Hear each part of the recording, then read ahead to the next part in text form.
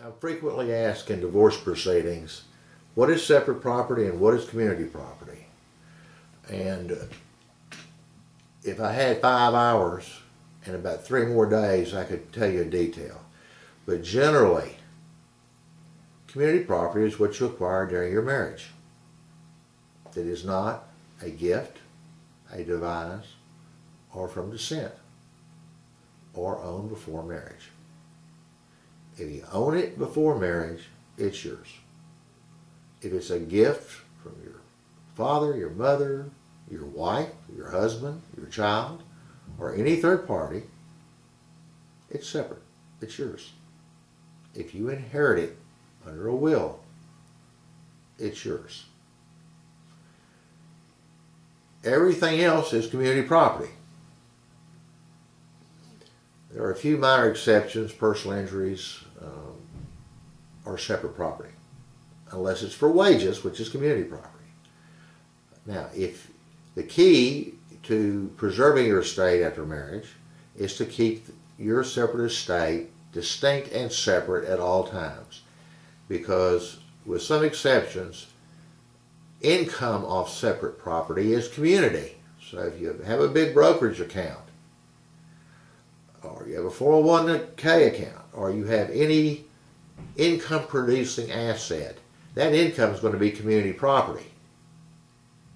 And that community property is divisible.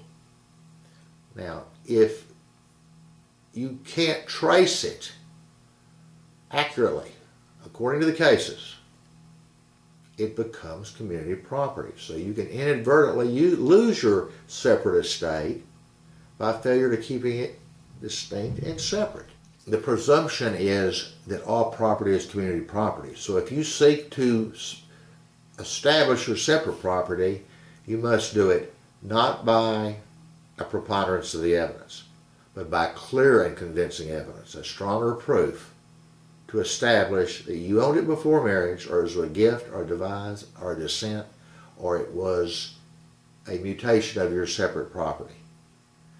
And the party seeking to establish separate property has the burden of proof. If you fail to prove the property is separate by clear and convincing evidence, the court will establish it as community, as there is a presumption at law that any property at the time of marriage is community property. So I strongly urge those who want to avoid this pitfall to keep your separate property distinct. If you have a bond or stock or a mutual fund or a debenture or any income producing asset, and it produces income, segregate it, put it in another account. It's always clearly and convincingly.